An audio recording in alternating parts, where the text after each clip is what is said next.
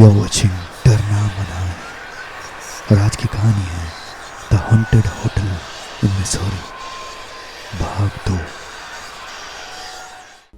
प्रिया उस कमरे की पंखे से लटकी हुई थी। उसकी आंखें खुली हुई थी और ऐसा लग रहा था कि जैसे वो संतोष को ही घूरी जा रही हो। ये देखते ही डर के मारे संतोष बुरी तरह चिल्लाने लगा।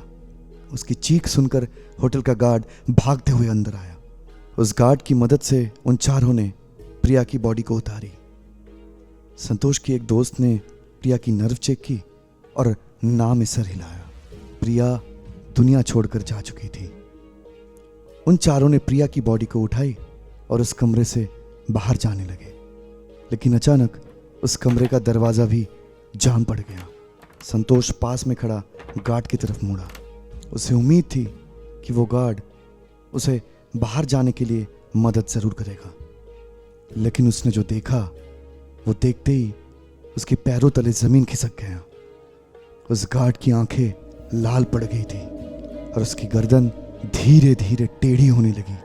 कुछ ही पलों में उस गार्ड का सर धड़ से अलग हो गया और उसका सरकटा शरीर उन चारों की तरफ आगे बढ़ने लगा। किसी तरह वो जाम दरवाजा खुला तो वो चारों उस रूम से भाग निकले। होटल के कॉरिडोर में भागते भागते अचानक उसके सामने प्रिया खड़ी दिखी। वो प्रिया को देखते ही चौंक उठे, क्योंकि प्रिया की बॉडी को तो उन्होंने अपने हाथों में उठा रखा था।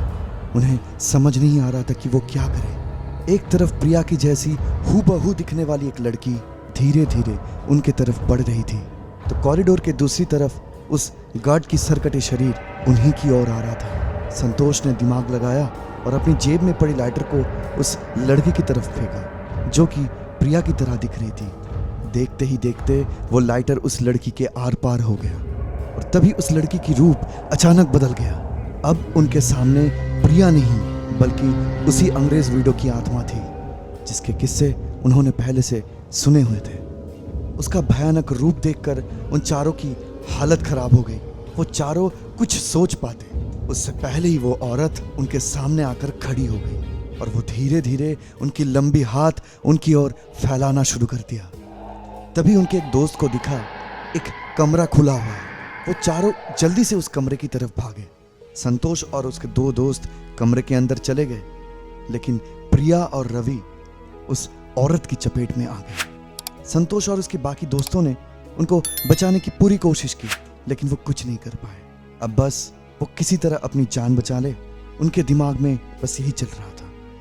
तभी संतोष को उस रूम में एक खिड़की दिखी जो हल्की सी टूटी हुई थी।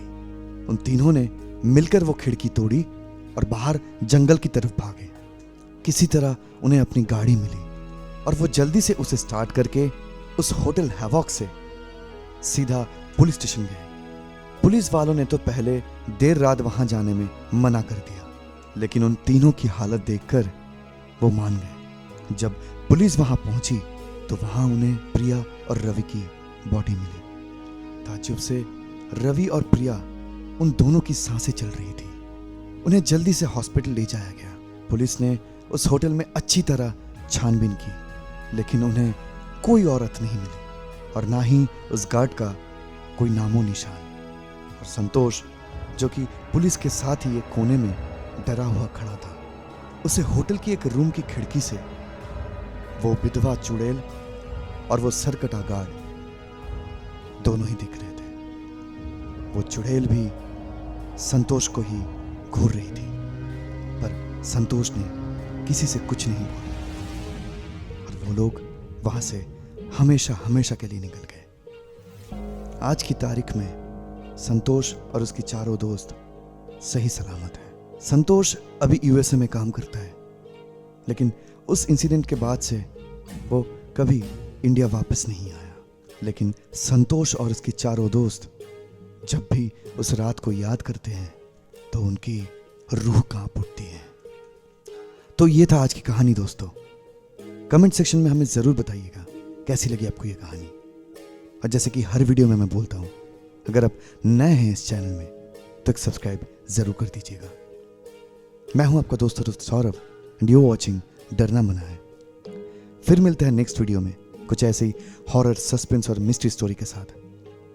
तब तक के लिए टेक केयर, स्टे सेफ और दिल थाम के स्टे ट्यून्ड, क्योंकि डरना मना है।